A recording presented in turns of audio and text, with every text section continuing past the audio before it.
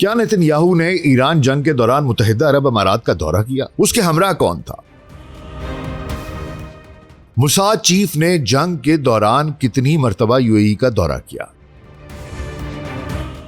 کیا یو اے ای نے ایران پر براہ راست حملے بھی کیے؟ نئی دہلی برکس اجلاس میں ایران اور یو اے ای میں کس بات پر جھگڑا ہوا؟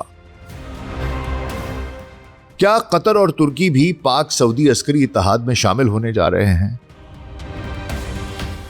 سعودی عرب کی ایران کو نان اگریشن پیکٹ کی کیا اسٹریٹجک اہمیت ہے؟ کیا اسرائیل نے جان بوجھ کر یو اے ای کو ایکسپوز کیا؟ کیا یو اے ای کو اسرائیل کی طرف سے پہلا دھوکہ مل گیا ہے؟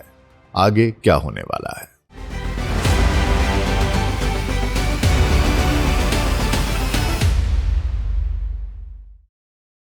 گلوبل سچ پوڈ کاسٹ ڈاکٹر ناصر بیگ کے ساتھ آپ کی خدمت میں حاضر ہیں جی۔ السلام علیکم۔ مشرق وسطی بدل رہا ہے، ایک نیا مڈل ایسٹ آرڈر، ایک نیا خلیجی آرڈر تشکیل پا رہا ہے۔ خلیجی ممالک نے دہائیوں سے امریکہ کے ساتھ دفاعی معاہدے کر رکھے تھے، وہ اپنا تیل ڈالرز میں فروخت کرتے اور ان ڈالرز کو پھر امریکی ٹریجری بانڈز میں انویسٹ کرتے۔ اس کے بدلے امریکہ نے خلیجی ممالک میں اپنے بری، بحری اور فضائی اڈے قائم کر رکھے تھے کہ کسی بھی قسم کے حملے کی صورت میں، خطرے کی صورت میں وہ ان ممالک کو تحفظ فراہم کرے گا۔ 5-6 دہائیوں سے چلا آ رہا یہ تاثر اس وقت ایکسپوز ہوا جب گزشتہ برس 9 ستمبر 2025 کو اسرائیل نے قطر کے دارالحکومت دوحہ میں حماس کے سیاسی رہنماؤں کو نشانہ بنانے کے لیے فضائی حملہ کیا۔ یہ حملہ قطر میں واقع العدید ایئر بیس اور وہاں قائم امریکی سینٹرل کمانڈ سینٹ کام کے ہیڈ کوارٹر سے محض 30 کلومیٹر کی دوری پر تھا۔ اس قدر قربت اور جدید پیٹریٹ میزائل ڈیفنس سسٹم کی موجودگی کے باوجود امریکی افواج نے نہ تو قطر کو وقت سے پہلے خبردار کیا اور نہ ہی ان اسرائیلی میزائلوں یا طیاروں کو فضا میں روکنے کی کوشش کی۔ رپورٹس کے مطابق امریکہ نے حملے کی اطلاع اس کے وقوع پذیر ہونے کے 10 منٹ بعد دی، جبکہ یہ خبریں بھی سامنے آئیں کہ اسی ایئر بیس سے اڑنے والے امریکی فضائی ٹینکرز نے اسرائیلی جنگی طیاروں کو ایندھن تک فراہم کیا۔ یہ خلیجی ممالک کے لیے ایک ویک اپ کال تھی۔ اس کے فوراً بعد ہی پاکستان اور سعودی عرب نے دفاعی معاہدے پر دستخط کیے۔ باقی کا رہا صاحب بھرم، امریکہ اسرائیل ایران جنگ نے توڑ دیا۔ کسی کو شک نہیں رہا کہ امریکہ کی مشرق وسطی اور خلیجی ممالک میں موجودگی دراصل صرف اسرائیلی مفادات کے تحفظ کے لیے ہے، نہ کہ ان خلیجی ممالک کے دفاع کے لیے۔ یہ بات تمام خلیجی ممالک کو سمجھ میں آ گئی، سوائے متحدہ عرب امارات کے، جو سمجھتا رہا اور اب بھی سمجھتا ہے کہ دے آر اسپیشل، اور ان کا ایک خاص تعلق ہے امریکہ سے کیونکہ وہ اسرائیل کے بہت قریب ہیں۔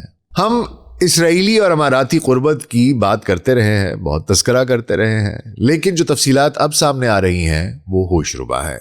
یہ تفصیلات کیا بتاتی ہیں اور ان کے خلیج اور مشرق وسطی پر کیا اثرات مرتب ہونے جا رہے ہیں؟ آج اس سب پر بات ہوگی، تو حضور اگلے 10 سے 15 منٹ کے لیے دھیان ذرا ادھر، اور اگر ہمارا کانٹینٹ پسند آ رہا ہے تو ویڈیو کو لائک اور چینل کو سبسکرائب کر دیجیے گا۔ تو آئیے آغاز کرتے ہیں۔ ٹرمپ کے دورہ چین کے باوجود دنیا بھر کے اخبارات اور نیوز چینلز کی سرخیوں میں سب سے بڑا موضوع ملعون بنجمن نیتن یاہو کا متحدہ عرب امارات کا خفیہ دورہ بنا ہوا ہے۔ اسرائیلی وزیر اعظم کا جو آفس ہے اس نے خود اس کا اعلان کیا ہے کہ نیتن یاہو نے ایران کے خلاف جاری جنگ کے دوران یو اے ای کا خفیہ دورہ کیا، جہاں اس نے یو اے ای کے صدر شیخ محمد بن زید ال نہیان یعنی کہ MBZ سے ملاقات کی۔ اسرائیلی دفتر نے اسے تاریخی بریک تھرو قرار دیا۔ تفصیلات کے مطابق ملاقات 26 مارچ کو ہوئی، جب امریکہ اور اسرائیل کی ایران پر بمباری عروج پر تھی۔ ملاقات العین کے قریب ایک نخلستان میں ہوئی، اویسس میں ہوئی، جو ابو ظہبی سے تقریباً 130 کلومیٹر کے فاصلے پر ہے۔ ملاقات کئی گھنٹوں تک جاری رہی۔ نیتن یاہو کے سابق چیف آف سٹاف اور ترجمان زیو ایگمون، انہوں نے اس کی تفصیل بیان کی ہے، اس کی تصدیق بھی کی ہے، اور تفصیل کچھ یوں بیان کی ہے کہ جناب وہ خود اس دورے پر نیتن یاہو کے ہمراہ تھا۔ ایگمون نے لکھا کہ متحدہ عرب امارات میں نیتن یاہو کو بادشاہوں جیسی عزت یعنی آنر آف کنگز دیا گیا۔ MBZ نے خود اپنی ذاتی کار میں اسے ہوائی جہاز سے محل تک وہاں تک اس کو لے کر گیا۔ اور وہ مزید لکھتا ہے کہ یو اے ای کے صدر یعنی کہ MBZ، اس کے پورے خاندان اور دیگر اعلیٰ حکام نے اسرائیلی وزیر اعظم کا پرتپاک استقبال بھی کیا۔ اس دورے کے نتیجے میں ہی اسرائیل نے یو اے ای کو آئرن ڈوم سسٹم فراہم کیا، ماہرین بھیجے اور تکنیکی مدد دی۔ آئرن ڈوم کے ساتھ ساتھ جدید آئرن بیم، لیزر ڈیفنس سسٹم اور اسپیکٹرو نگرانی کے نظام بھی تعینات کیے، جو کہ ایئر ڈیفنس سسٹمز ہیں جو میزائلز اور ڈرونز کے خلاف استعمال ہوتے رہے یو اے ای میں جنگ کے دوران۔ اس کے علاوہ موساد کا جو چیف ہے ڈیوڈ برنیا، اس نے جنگ کے دوران یو اے ای کا کم از کم 2 بار خفیہ دورہ کیا۔ یہ ملاقاتیں جنگ کے دوران مارچ اور اپریل میں ہوئیں، جن میں دفاعی اور جارحانہ آپریشنز پر کوارڈینیشن کی گئی، جبکہ اماراتی انفراسٹرکچر کے تحفظ کے لیے لائیو انٹیلیجنس بھی شیئر کی گئی۔ ایران کا دعویٰ ہے کہ یو اے ای نے نہ صرف اسرائیل اور امریکہ کو اپنے اڈے، فضائیہ اور انٹیلیجنس فراہم کی، بلکہ خود بھی ایران پر فوجی کارروائیاں کی۔ ایران کے وزیر خارجہ عباس اراغچی نے کہا کہ ایران کی سیکیورٹی سروسز نے پہلے ہی یہ بات اپنی لیڈرشپ کو بتا دی تھی، ان کو پہلے آگاہ کر دیا تھا، اور اسرائیل کے ساتھ مل کر ایران کے خلاف سازش کرنے والوں کو جواب دیا جائے گا۔ انہوں نے اسے فولش گیمبل قرار دیا۔ اچھا، اب اس پہ یو اے ای کا رد عمل بھی آیا ہے جی۔ یو اے ای نے اس دعوے کو بے بنیاد قرار دیا ہے۔ ان کا کہنا ہے کہ اسرائیل کے ساتھ ان کے تعلقات ابراہیم اکارڈز کے تحت پبلک ہیں اور شفاف ہیں، نہ کہ خفیہ یا خفیہ معاہدوں پر مبنی۔ یو اے ای نے کہا ہے کہ نتن یاہو کو کبھی سرکاری دورے کی دعوت ہی نہیں دی گئی، اور 6 سال گزرنے کے باوجود ابراہیم اکارڈز کے تحت بھی اس کا کوئی سرکاری دورہ نہیں ہوا۔ یو اے ای کا موقف ہے کہ جنگ کے دوران کوئی خفیہ فوجی تعاون نہیں ہوا، تاہم یو اے ای کا انکار اس سب کے باوجود اسرائیلی عہدیداروں کے بیانات اور وال سٹریٹ جرنل کی رپورٹس، ان کی روشنی میں یہ جو تردید کی گئی ہے یو اے ای کی طرف سے، یہ ساکھ بچانے کی ایک کوشش سے زیادہ اور کچھ نہیں لگتی۔ یہ انکار یو اے ای کی اندرونی سیاست اور علاقائی منظرنامے کو بچانے کی کوشش لگتا ہے، کیونکہ عوامی طور پر ملعون نتن یاہو کے دورے کی خبروں کے باعث متحدہ عرب امارات کو عرب اور اسلامی دنیا کی جانب سے شدید تنقید کا سامنا ہے، اور اب وہ چاہے جتنے مرضی بہانے بنا لیں کہ جی ایسا تو ہوا ہی نہیں ہے، جو ان کے ایکشنز ہیں وہ بھی یہی کہتے ہیں، اور اس لیے دنیا کو یہ یقین ہے کہ جو یہ باتیں ہو رہی ہیں کہ ملعون نتن یاہو یو اے ای گیا تھا یا موساد کا چیف 2 دفعہ یو اے ای کا دورہ کر کے آیا ہے، لوگوں کو اس میں کوئی شک نہیں ہے، اور ہم تو بارہا آپ کو اس بات کی اطلاع دیتے رہے ہیں۔ اچھا حضور، ہوا کچھ یوں ہے کہ نتن یاہو کے اس انکشاف کے بعد کہ وہ یو اے ای گیا تھا، اس کے اگلے ہی روز نئی دہلی میں برکس کے وزرائے خارجہ کا ایک اجلاس ہو رہا تھا 14 مئی 2026 کو، اور وہاں پر ایک زبردست قسم کا جھگڑا ہو گیا۔ ایران کے وزیر خارجہ عباس اراغچی، انہوں نے یو اے ای پر براہ راست الزام لگایا کہ وہ ایران کے خلاف فوجی کارروائیوں میں براہ راست ملوث تھا۔ انہوں نے کہا کہ میں نے اتحاد کی خاطر یو اے ای کا نام نہیں لیا، لیکن حقیقت یہ ہے کہ یو اے ای نے میرے ملک پر جارحیت میں براہ راست حصہ لیا، ہم پر حملے ہوئے تو انہوں نے مذمت تک نہ کی۔ اراغچی نے مزید کہا کہ نہ تو امریکہ کے اڈے اور نہ ہی اسرائیل کے ساتھ اتحاد یو اے ای کو سیکیورٹی دے سکتا ہے۔ انہوں نے یو اے ای سے ایران کے ساتھ امن سے رہنے اور پڑوسیوں کے ساتھ تعلقات بہتر کرنے کی اپیل کی۔ ایرانی میڈیا کے مطابق یو اے ای کی موجودگی کی وجہ سے برکس کا حتمی اعلامیہ جاری کرنے میں مشکلات پیش آئی ہیں، اور یہ تناؤ برکس کی اتحاد کی کوششوں کو بھی چیلنج کر رہا ہے۔ اچھا حضور، ایک طرف تو یہ ساری کہانیاں چل رہی ہیں، اور دوسری طرف پاکستان کے وزیر دفاع خواجہ آصف نے اس بات کی طرف اشارہ کیا ہے کہ ترکی اور قطر پاک سعودی عرب اسٹریٹجک باہمی دفاعی معاہدے میں SMDA جو 2025 میں دستخط جس پر ہوئے، اس میں وہ بھی شامل ہو سکتے ہیں۔ خواجہ آصف نے کہا کہ اگر یہ ممالک شامل ہوں تو یہ علاقائی سیکیورٹی کے لیے خوشائند ہوگا۔ یہ اسلامک نیٹو کی تشکیل کی طرف ایک اور اہم قدم لگتا ہے، جس میں سعودی مالی وسائل، ترکی کی دفاعی صنعت، قطر کی سفارتی طاقت اور پاکستان کی فوجی بشمول نیوکلیئر صلاحیت شامل ہوگی۔ یہ معاہدہ مغربی سیکیورٹی پر انحصار کم کرنے اور علاقائی خود مختاری کی طرف قدم ہے۔ سعودی عرب کا اس کے علاوہ ایک اور بھی بہت ہی اہم جسچر ہے حضور۔ سعودی عرب نے ایران کو علاقائی نان ایگریشن پیکٹ کی پیشکش بھی کی ہے۔ اس کا مطلب یہ ہے کہ سعودی سرزمین اور فضائی حدود ایران پر حملوں کے لیے استعمال نہیں ہوگی اور ایران بھی سعودی عرب پر حملے نہیں کرے گا۔ یہ پیشکش ہیلسنکی معاہدے جو 1975 میں ہوئے تھے ان سے متاثر لگتی ہے، جس پر 35 ممالک نے دستخط کیے تاکہ دوسری جنگ عظیم کے بعد یورپی سرحدوں کو تسلیم کر کے سرد جنگ کی کشیدگی کو کم کیا جائے۔ اس سعودی پیشکش کا مطلب یہ ہے کہ سعودی عرب، پاکستان، قطر اور ترکی کا بلاک، اس کے ایران کے ساتھ دوستانہ تعلقات ہوں گے۔ پاکستان پر ایران کا اعتماد پاکستان کو بطور ثالث تسلیم کرنے سے ظاہر ہے۔ اب سعودی عرب نے ایران کی طرف دوستی کا ہاتھ بڑھایا ہے۔ ترکی اور قطر بھی اس اتحاد میں شامل ہونے جا رہے ہیں۔ اس کا مطلب یہ ہے کہ اسلامی دنیا کے اہم ترین مسلم ممالک ایک پیج پر ہوں گے، سوائے متحدہ عرب امارات کے۔ اب اس صورتحال میں یو اے ای اکیلا پڑ گیا ہے۔ جغرافیائی طور پر وہ سعودی عرب اور قطر کے درمیان واقع ہیں۔ وہ اپنی جغرافی، اپنا جغرافیہ، اپنی لوکیشن تبدیل نہیں کر سکتے۔ انہیں انہی ممالک کے ساتھ رہنا ہے۔ وہ عرب تھے، عرب ہیں اور عرب رہیں گے۔ وہ اپنی نسل تبدیل نہیں کر سکتے۔ وہ مسلمان ہیں، اچھے برے جیسے بھی ہیں، اس پر میں کوئی ججمنٹ نہیں دیتا، لیکن یہ ان کی شناخت ہے۔ وہ مسلمان، عرب، خلیجی ہیں۔ اس سب کے باوجود یو اے ای کی اسرائیل کے ساتھ کھلی قربت اسے آئسولیٹ کر رہی ہے۔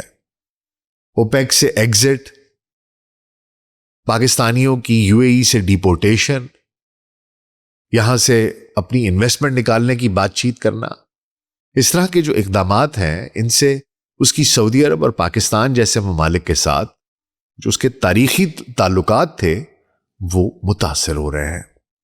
یو اے ای بھارت کی طرف جھک رہا ہے جو مزید تناؤ پیدا کر رہا ہے۔ ترکی اور قطر کے ساتھ جو تنازعات ہیں وہ بھی دوبارہ زندہ ہو سکتے ہیں۔ یو اے ای کو اب اسرائیل پر زیادہ انحصار کرنا پڑے گا جو علاقائی طور پر اسے مزید مشکوک بنا دے گا، اس کو مزید آئسولیٹ کر دے گا۔ اچھا حضور، لیکن اب سوال یہ پیدا ہوتا ہے کہ اگر اتنے اچھے تعلقات ہیں نیتن یاہو اور یو اے ای کے اور ایم بی زیڈ کے، تو پھر آخر نیتن یاہو نے یو اے ای کو بے نقاب کیوں کیا؟ اس کے جو آفس نے یہ خبر ہی کیوں لیک کی؟ سوچنے کی بات ہے کہ بھئی اگر یو اے ای آپ کا دوست ہے اور وہ چاہ رہا ہے کہ کوئی ایک راز کو راز رکھا جائے، اس کو پبلک نہ کیا جائے، اور میں اگر آپ کا دوست ہوں اور میں اس راز کو افشا کر دوں اور وہ بھید کھول دوں، تو پھر یہ کیسی یاری ہوئی؟ تو حضور یہ دراصل پہلا سٹیب ان دا بیک ہے، یہ پہلا خنجر ہے جو نیتن یاہو نے، اسرائیل نے یو اے ای کی اور ایم بی زیڈ کی پیٹھ میں گھونپ دیا ہے، اور اس کی بہت سی وجوہات ہیں۔ اسرائیل یو اے ای کی قربت کو عام طور پر، عوامی طور پر تسلیم کروانا چاہتا ہے تاکہ مستقبل میں فوجی تعاون آسان ہو جائے۔ یہ کنڈیشننگ کر رہا ہے مسلم دنیا کی بھی، یو اے ای کی عوام کی بھی، پوری دنیا کی بھی، کہ دیکھو بھائی آئس ہیز بروکن۔ وہ اسرائیلی وزیر اعظم جس کے ہاتھ پر ہزاروں نہیں لاکھوں مسلمانوں کا خون ہے، جس نے مسلمانوں کی غزہ میں نسل کشی کی ہے، جو سب ہیومن کنڈیشنز میں جس نے رکھا ہوا ہے مسلمانوں کو غزہ میں، ان کے پاس پانی نہیں، ان کے پاس کھانا نہیں، ان کے پاس میڈیکل ایڈ نہیں، جب جہاں جس کو دل چاہتا ہے نشانہ بناتا ہے، بچوں کو، خواتین کو، نہتے لوگوں کو، ان تک خوراک نہیں جاتی، وہ خوراک لینے لائن میں لگتے ہیں اور اس کے سنائپرز اور اس کے فوجی پیچھے کھڑے تماشا دیکھ رہے ہوتے ہیں۔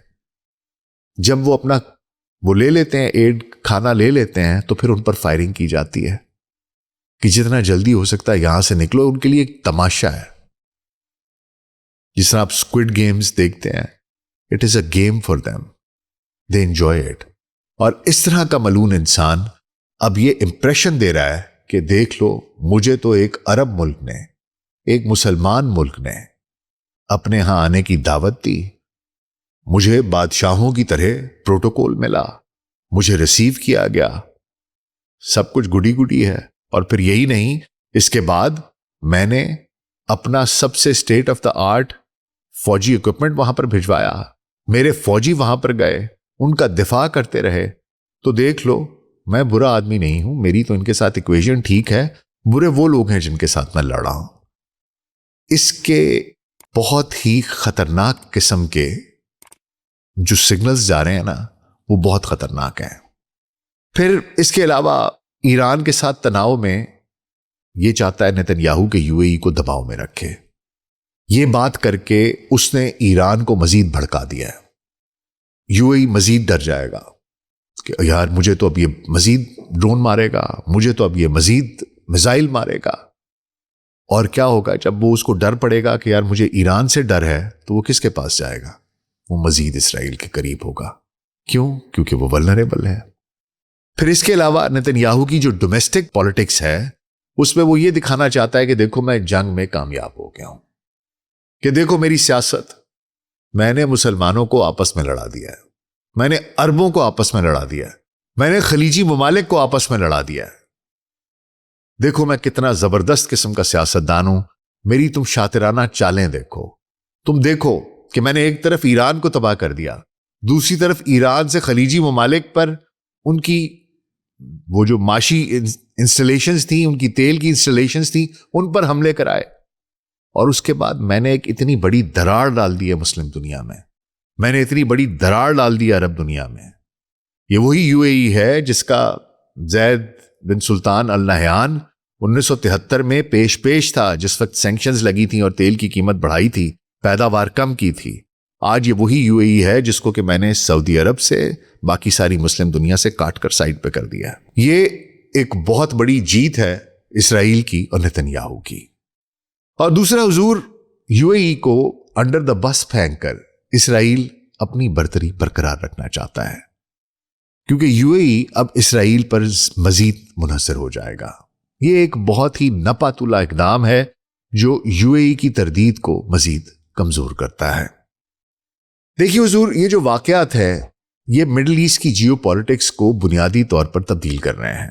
میں نے آپ کو بتایا کہ ایک نیو گلف آرڈر ہے، ایک نیو مڈل ایسٹ آرڈر ہے جو تشکیل پا رہا ہے۔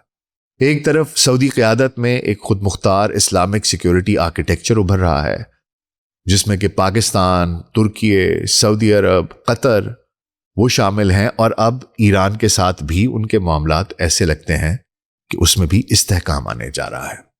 دوسری طرف یو اے ای، اسرائیل، امریکہ، بھارت محور ہے، وہ اس پر انحصار کر رہا ہے اور ان پر انحصار کر کے خود کو خطرے میں ڈال رہا ہے۔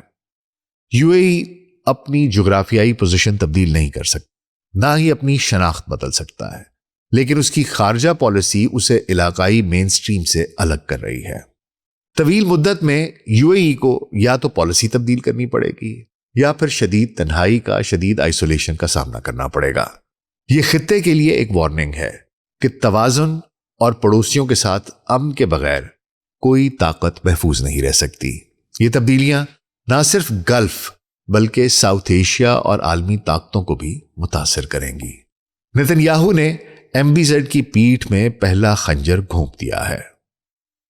کہا جاتا ہے کہ اماراتی، خاص طور پر ال نہیان جو خاندان ہے، وہ بہت سمارٹ لوگ ہیں، بہت شاطر لوگ ہیں، بہت تیز لوگ ہیں، اسی لیے انہوں نے خربوں کی امپائر کھڑی کر دی۔ اب سوچنے کی بات یہ ہے کہ جب ایم بی زیڈ کی پیٹھ میں پہلا خنجر گھونپ دیا گیا ہے، اب وہ کتنی جلدی سمجھتا ہے کہ اصل کھیل کیا ہے، کہ وقت آنے پر اسے بلی کا بکرا بنا دیا جائے گا۔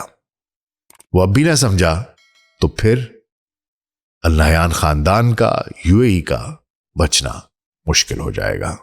اپنا بہت خیال رکھیے گا۔ شکریہ۔